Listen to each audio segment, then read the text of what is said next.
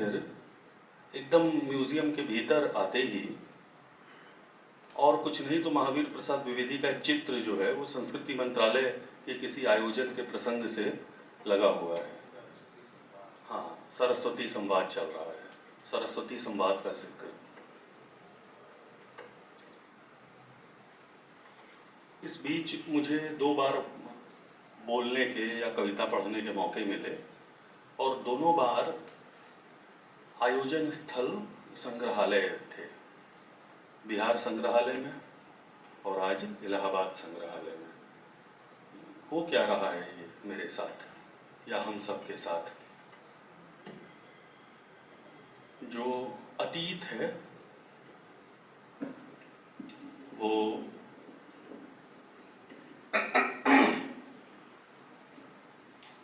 हमें हमारा पीछा नहीं छोड़ रहा है। जो महान अतीत है उसका गुंबद आफत की तरह माथे पर तना हुआ है। उसे परंपरा कह लीजिए, उसे संज्ञा का, नाम निरूपण का सवाल है, जो कुछ भी कह लीजिए। एक से बढ़ के एक लाइबिलिटीज हैं और मैं पूरे एतबार से इस शब्द का इस्तेमाल कर रहा हूँ। नागरिक विचारणी सभा, बुखार, हिंदी साहित्य सम्मेलन, बुखार, आप करें क्या? इस महानता का आप बनाएंगे क्या? छोटे से आंगन में माँ ने लगाए हैं तुलसी के बिरवे 2, पिता ने उगाया है बरगद छतनार, मैं अपना नन्हा गुलाब कहाँ रोप दूं? केदारनाथ सिंह की कविता है। कहाँ रोपूं मैं अपना गुलाब? आनंद भवन के परिसर में, सुरम्य में, जो पहले से ही इतना रमणीक है, उसमें मेरे गुलाब की क्या हैसियत है? और इसकी काउंटर पॉलिटिक्स भी हो चुकी है अतीत में। अबे सुन बे गुलाब, घर पाई तूने खुशबू और रंगो आब। तो ये पूरी स्लेट जो है परंपरा की, वो इबारतों से भरी हुई है। आपको कोरस में तुमादिदेवः पुरुषः पुराण तमस्य विश्वस्य परम निधानम में अपना कंठस्वर मिला भर देना है। और ये सवाल टी.एस. इलियट के भी सामने था, इंडिविजुअल टैलेंट का क्या होगा परंपरा के सम्मुख। एक पूरी अलमारी जो किताबों से पहले से भरी हुई है, उसमें एक नई किताब खरीद के अनहद का यही वाला अंक हम कहाँ रखेंगे? तो सारी किताबों को, माने न माने वो किताबें, उनको डिस्टर्ब होना होगा। उनकी ऐतिहासिक अवस्थिति जो है, उनकी जगह जो है, बदलेगी। इस एतबार के साथ कि हमारा किया कुछ भी रत्ती भर भी अच्छा या बुरा भरत मुनि तक जाएगा, जितना आगे उतना ही पीछे। इस एतबार के साथ भले ही कितना भी नर्वस हूं, मैं कुछ कहने की कोशिश करूंगा।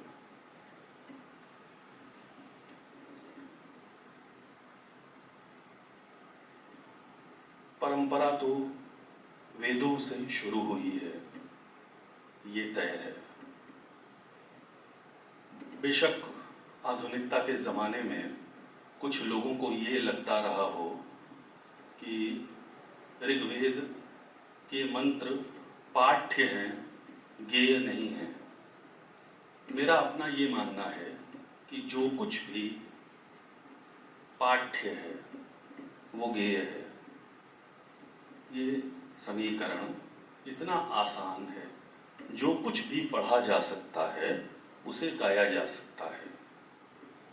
छंद और अछंद और मुक्त छंद वाली बहस अपनी जगह। संभवतः स्टीफन स्पेंडर ने, जो स्वीडिश कवि हैं, ये कहा है कि each word is born from a verse. दुनिया का प्रत्येक शब्द छंद से निकला है, इसलिए उस शब्द का इस्तेमाल छंदमय ही है, छंदबद्ध ही है। इसलिए ऋग्वेद पर ये आरोप लगाना कि वो उसके मंत्र, उसके सूक्त जो हैं वो पाठ्य भर हैं, गेय नहीं हैं, ये हमारी कम नज़री, हमारी आधुनिकता की कम नज़री हो सकती है। लेकिन अपनी परंपरा तो हम खुद खोजते हैं ना। ये हमें पिताजी के मकान की तरह उत्तराधिकार में नहीं मिलती परंपराएं। हम अपनी परंपरा उपलब्ध करते हैं, उसे अर्जित करते हैं। परंपरा संघर्ष से हासिल की जाती है। जैसे संघर्ष से 2 जून की रोटी हासिल की जाती है, वैसे ही परंपरा भी कुछ को हम सेलेक्ट करते हैं और कुछ को रिजेक्ट कर देते हैं। कुछ परंपराएं हमारे काम की नहीं होती, कुछ हम इस लायक नहीं होते कि हम उनका वहन कर सकें। हमारी नालायकियत तो है ही काबिले गौर मसला, उसमें कहाँ कोई शक है। तो होता ये है कि ऋग्वेद से शुरू होती है परंपरा नाटक की। सामगान जो हम सबको पता है, हम में से बहुतेरों को पता है कि सामगान के जो 12 संप्रदाय हैं उसमें से 2 सिर्फ अब जीवित हैं, वो जातवेदस और राणायनी। तो जातवेदस संप्रदाय है सामगान का, वो नंबूदिरी ब्राह्मण जो केरल के हैं उनके हवाले है, और कुछ बहुत बुद्धिमान, दानिशमंद, अत्याधुनिक शिक्षा प्राप्त मैसाचुसेट्स इंस्टीट्यूट ऑफ टेक्नोलॉजी से पढ़कर लिखकर वापस लौटे सामगान में लोग, वहाँ उस परंपरा की अलख जगाए हुए हैं। उसके प्रयोक्ता भी हैं वहाँ कावलम में और दूसरी जगहों पर। राणायनी संप्रदाय जो है उसका एकमात्र जीवित ठिकाना बनारस रहा आया है। ये अब निश्चयपूर्वक नहीं कहा जा सकता कि बनारस में उसके प्रयोक्ता अभी भी हैं। हाँ, पापड़ जी, मतलब वो मराठी ब्राह्मणों के पास वो परंपरा सुरक्षित थी, और वो बहुत, अगर उसका रिकॉर्डेड वर्जन या उसका लाइव हम कभी सुने तो वो बहुत ही संगीत का, गायन का बहुत ही अप्रतिम विधान है सामगान। लेकिन सामगान गाने से आपको पैसा नहीं मिलता। सामगान का कोई मार्केट वैल्यू नहीं है, वो मार्केट कमोडिटी नहीं है। अगर आपको रुद्र अष्टाध्यायी पढ़ने आता है शुक्ल यजुर्वेद में से, तो आप पढ़ते हैं, रुद्री कराते हैं सावन में घूम घूम के, सोमवार को 11 जगहों पर, तो आपको पैसे मिलते हैं। सामगान से कुछ मिलता नहीं, कोई इंतज़ाम नहीं है। केरल में क्या हुआ था सन 67 में, उसे दोहराने की ज़रूरत नहीं है। EMS नंबूदिरीपाद की सरकार ने राजनीति के आवेग में बुलडोजर चलवाए थे परंपरागत ज्ञान केंद्रों पर, और उसमें बहुत सारी चीज़ें नष्ट हुई थी। वो अपनी जगह है।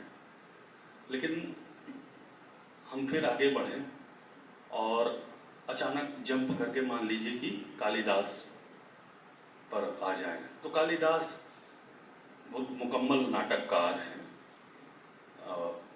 हालांकि मानने वाले तो उन्हें कवि ज़्यादा और नाटककार कम मानते आए हैं, लेकिन कविता और नाटक का जो संबंध है वो किसी और विधा के साथ नाटक का नहीं है, न तो कविता का संबंध किसी और विधा के साथ वैसा है।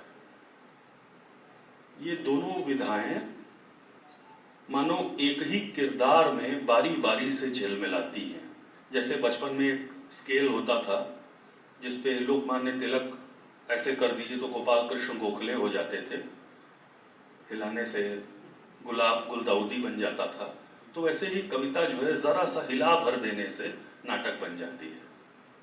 कई नाटकों पर ये दोष मढ़ा जाता है कि वो दरअसल कविताएं हैं। कई कविताएं इतनी नाटकीय हो उठती हैं कि वो अपने आप में बिना क्लेम किए नाटक लगने लगती हैं। वैसे एक अंदर की बात आपको बताऊं कि नाटक तो बहुत ज़्यादा बढ़ा चढ़ा है इस समय। हमारे जीवन में नाटक का फ्लो ऐतिहासिक रूप से इतना ज़्यादा है 21वीं सदी के इस 21वें बरस में कि एक अध्ययन में ये पाया गया है कि तीसरी दुनिया के, यानी ये जो थर्ड वर्ल्ड है जिसका पार्ट है भारत, तीसरी दुनिया के 90% बच्चों के जेस्चर्स, उनकी मुद्राएं अमेरिकन हैं। ये जो, अब हमको क्या पता, वाली जो स्टाइल है, मस्ती करने चलते हैं, कूल यार, ये सब कुछ हमारा है नहीं।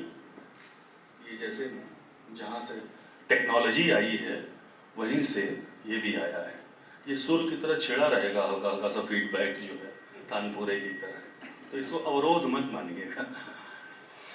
तो मैं कोशिश कर रहा हूँ कि समझ जाए। पता नहीं सर क्या करने से क्या होगा, जो है यथास्थिति बनी रहे तो बेहतर है। तो तीसरी दुनिया के 90% बच्चों के जेस्चर्स हूबहू अमेरिकी बच्चों जैसे, ये एक सच्चाई है। जीवन में नाटक का दखल इस कदर है। राजनीति में अभिनय की क्या भूमिका है, इस पर मैं क्या कहूं साहब आप लोगों से। टीवी पर चलने वाली राजनीतिक बहसों में संवाद और कथोपकथन ने जो हिमालयन ऊंचाई हासिल कर ली है, उसकी उपमा, मतलब उपमा कालिदास भी उसकी उपमा नहीं ढूंढ पाएंगे शायद। तो आप कौन सा नाटक करेंगे बताइए जरा, कौन सा, क्या है जीवन के नाटक की काउंटर पॉलिटिक्स? नाटक के नाटक में कैसे ढूंढेंगे, उसकी एंटीथेसिस कहां से ले आएंगे? वो क्या चीज आप नाटक में कर देंगे जो जीवन से भिन्न एक अनुभव भावक या प्रेक्षक या सहृदय या दर्शक को होगा? सब कुछ मोबाइल पर है। इस बीहड़ बरस में 2020 ने हमको मोबाइल पर और निर्भर बना दिया है। हमारी कलाएं, खासकर प्रदर्शनकारी कलाओं में कुछ चोर दरवाजे, कुछ खूबसूरत चोर दरवाजे खोजे हैं सोशल मीडिया पर, बेशक अभिव्यक्ति के, लेकिन वो हमारा स्थायी मकाम न है और न हो सकते हैं।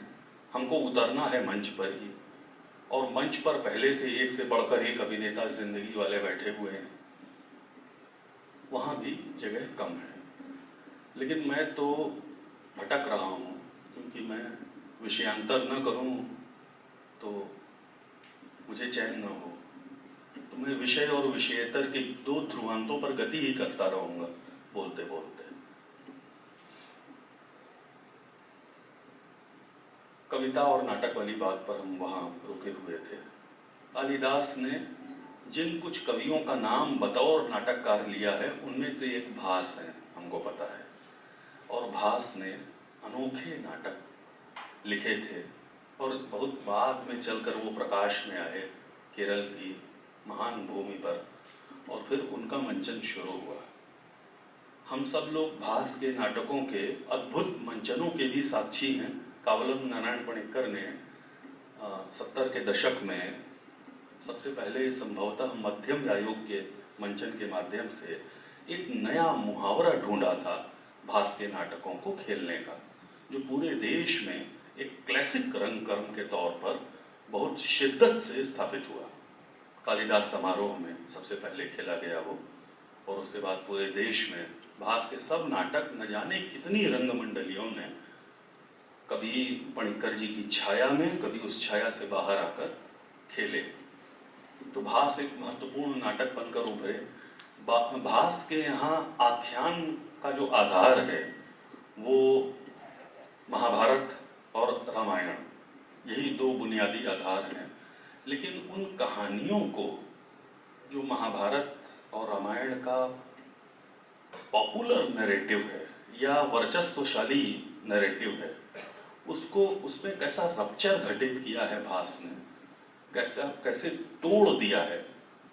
उन कहानियों के नाखून जैसे निकाल दिए। अगर एक रूपक के सहारे मैं कहूँ तो। और कैसे मैं छोटा सा विषयांतर और करूँगा। पंचरात्रम उनका एक नाटक है, हम में से कई लोग उस नाटक की कथा वस्तु से परिचित होंगे। कुरु युवराज दुर्योधन एक विराट यज्ञ का आयोजन करता है, अश्वमेध यज्ञ का संभवतः, जिसमें दुनिया भर के राजाओं को उसने आमंत्रित किया है, दुर्योधन ने। लेकिन कुछ राजा, ये वो समय है जब पांडव अज्ञातवास में, उस समय चक्रवर्ती बनने की लालसा में या न जाने किन वजहों से अश्वमेध यज्ञ की बार बार किया जाता है। मतलब यश लाभ, कीर्ति लाभ, धन लाभ, पुण्य लाभ, बहुत सारी वजहें हैं उसकी। तो उसमें विराट नहीं आए हैं, विराट अनुपस्थित हैं उस यज्ञ में से। और किसी भी राजा की अनुपस्थिति जो है आयोजक राजा के प्रति बहुत बड़ी गुस्ताखी है, मतलब उसके आमंत्रण की अवहेलना करना। तो दुर्योधन, ये बात उसके दिमाग में है कि विराट नहीं आए, और यज्ञ पूरा होता है। द्रोणाचार्य और भीष्म, हम लोग जानते हैं कि पांडवों की यातना से बहुत दुखी हैं। भीष्म और द्रोणाचार्य की नियति है कि वो दुखी रहे बेचारे, तो वहां भी दुखी हैं उस कथा में भी। यज्ञ के बाद जब दुर्योधन दान कर रहा है, दक्षिणा दे रहा है, तो द्रोणाचार्य कहते हैं कि पांडवों को आधा राज्य दे दो। दुर्योधन का मन इतना निर्बल है यज्ञ के बाद, यज्ञ के अनुष्ठानों से गुजरकर, कि वो दे देने को प्रस्तुत है भास के मुताबिक। लेकिन उसका मामा शकुनी उसको ऐसा करने से रोकता है और बताता है कि ये तुम्हारे गुरु का तुम्हारे विरुद्ध षड्यंत्र है, ऐसा न होने दो, ऐसा नहीं होता। और कहता है कि सीधे सीधे मना करोगे तो तुम्हारी हेठी होगी, तो कोई शर्त रख दो, यही कहानी है। तो शर्त रख देता है वो दुर्योधन द्रोणाचार्य के सम्मुख कि ठीक है, हम आधा राज्य वापस कर देंगे, लेकिन अगर आप 5 राज्यों में ये पता लगाकर, 5 रातों में ये पता लगाकर बता दें कि पांडव कहाँ छिपे हुए हैं। एक असंभव बात है, अज्ञातवास में पांडव कहाँ छिपे हुए हैं, वो द्रोणाचार्य और भीष्म से बता के तो छिप नहीं रहे हैं। तो वो समझ जाते हैं कि तुम देने का मन नहीं है दुर्योधन का, और वो शकुनी के कहे में है। लेकिन तभी एक दूत आके ये सूचित करता है उस यज्ञ भूमि में दुर्योधन से, ये बताता है कि राजा विराट इसलिए नहीं आए हैं कि वहां उनके यहाँ कीचक का वध हो गया है। कीचक को हम लोग जानते हैं, महाभारत का बहुत प्रबल प्रतापी चरित्र है वो। कीचक का वध क्यों हुआ ये भी जानते हैं। कीचक, ये मान लिया गया कि दुर्योधन अगर यहाँ बैठा यज्ञ कर रहा है तो दुनिया में 2 ही लोग मार सकते हैं कीचक को, एक दुर्योधन जो यज्ञ कर रहा है, और दूसरा तो बस भीष्म और द्रोणाचार्य के लिए इतना संकेत काफी है। और वो कहते हैं कि ठीक है, हम तुम्हारी शर्त मानते हैं दुर्योधन, और 5 रातों में हम खोज के बता देंगे कि पांडव कहाँ। और फिर यही 2 बुजुर्ग जो बहुत बुद्धिमान हैं, जाहिर है, दुर्योधन को विराट की गायों पर हमला करने के लिए उकसाते हैं, क्योंकि वो तुम्हारे यज्ञ में नहीं आया है तो आओ, तुम्हारा अपमान किया है तो उससे इस अपमान का प्रतिशोध लिया जाए। और ये पूरी सेना चल देती है विराट के राज्य पर हमला करने। बेशक द्रोणाचार्य और भीष्म को ये पता है भीतर ही भीतर कि जब हमला गायों पर होगा तो पांडव बैठ के बृहन्नला बनकर, रसोइया बनकर या राजा का सलाहकार बनकर हमला होते देख नहीं पाएंगे, उनके संस्कारों में नहीं उस हमले का प्रत्युत्तर देंगे। और वही होता है। एक कमाल भास का देखिए, भास के साहस आप देखिए कि दुर्योधन की सेना से अभिमन्यु भी लड़ रहा है। अभिमन्यु जो है वो गया है लड़ने, वो दुर्योधन के पास है, दुर्योधन की ओर से विराट से लड़ रहा है अभिमन्यु। बेटा कूद के चला जाता होगा उस पार। तो वो जो सीमा रेखाएं थी, कलाएं देखिए, जितनी शिद्दत से मर्यादा का पालन करती हैं, उतनी ही कोमलता और नावीन्य से मर्यादाओं का उतनी ही कल्पनाशीलता से उल्लंघन भी करती है। याद कीजिए कुमार गंधर्व का वो संस्मरण, भूख में कोई सूर्य निषिद्ध है जो उसमें नहीं लगता, तो लगा दिया उसमें। तो पूछा लोगों ने कि ये क्या हो गया? कहीं बहुत देर से बाहर खड़ा था, भूख का छत्र चवर सब लगा हुआ था, मुझसे बार बार वो सुर कह रहा था कि बुला लीजिए बुला लीजिए बुला लीजिए। मैंने कहा आ जाओ थोड़ी देर के लिए, बुला लीजिए। ये होता है अतिक्रमण। नहीं सीखा आधुनिक हिंदी रंगमंच में, और वो हमारी आपकी तरह तथाकथित समस्याओं का तथाकथित समाधान ढूंढता रहा रंगमंच में, और उसका वही होना था जो अंततः हमारे सारे विमर्शों का होता है कि लोग उठ के चले गए, कोई बचा ही नहीं। नाटक देखने वाला बहुत हतोत्साहित हुआ, ये नई जनरेशन क्यों देखे आपका नाटक? उसके पास हजार विकल्प हैं देखने के। एक मैं आपको बता दूं कि जो क्लासिकल म्यूजिक की तैयारी जिसके पास है, क्लासिकल डांस की तैयारी जिसके पास है, उसको आप नाटक किस क्लासिक की ताकत से दिखाएंगे? आपको क्लासिकल क्या आता है? आपका कुछ क्लासिक है ही नहीं, आपका सब आधुनिक है साहब,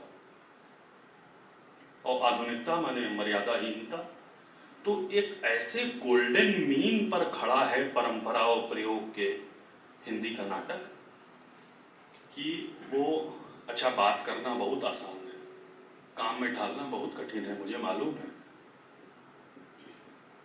खुद को जो आत्मछवि भी एक चीज होती है ना, तो मुझे लग रहा है इस समय भी मैं बहुत बढ़िया बढ़िया बातें कह रहा हूँ, पता नहीं मेरे पाँव के नीचे कोई जमीन है कि नहीं, लेकिन इसी को अगर काम में ढालना हो तो हजार तरह की मुश्किलें खड़ी होती हैं। आप कौन से चरित्र को मुकुट लगा देंगे? लेकिन आप ये मत भूलिए कि अगर हमारे अनुष्ठानों का, हमारे धर्म का आश्रय न होता, तो हमारे पास हमारा अपना नाटक भी तो न होता। तो हमारे धार्मिक उपाख्यानों में से, वेदों पुराणों उपनिषदों में से चरित्र निकल के आएंगे और वो मुकुट पहनेंगे और न जाने कैसे बोलेंगे, न जाने कैसे रिएक्ट करेंगे, कौन कौन से नृत्य रूपों का संश्लेष करके हम उनकी देह भाषा तैयार करेंगे, और उस देह भाषा, उस शास्त्रीय संगीत के इन्वायरमेंट, उस कथा वस्तु को कैसे हम प्रेजेंट करेंगे कि वो आज की कहानी मालूम हो देखने वाले को। आज की कहानी भी तो कहनी है हमको। मैं बहुत सचेत ढंग से अपने कामकाज के बारे में बोलने से बचा हूं, लेकिन हम लोग इसी पद्धति पर कुछ काम करते भी रहे हैं बीच बीच में। कभी मौका मिला तो आपको दिखाऊंगा भी, और उसके बारे में अलग से भी हम लोग बात करेंगे। मुझे लगता है कि बहुत अराजक शैली में, लेकिन फिर भी बहुत ईमान के साथ, यथासंभव ईमान के साथ मुझे जो कहना था मैंने कह दिया था। और ठीक है कि बहुत अल्फ्रेड पार्क, आनंद भवन और संगम हो, ज़्यादा घबराना भी अच्छा नहीं होता कई बार। शुक्रिया।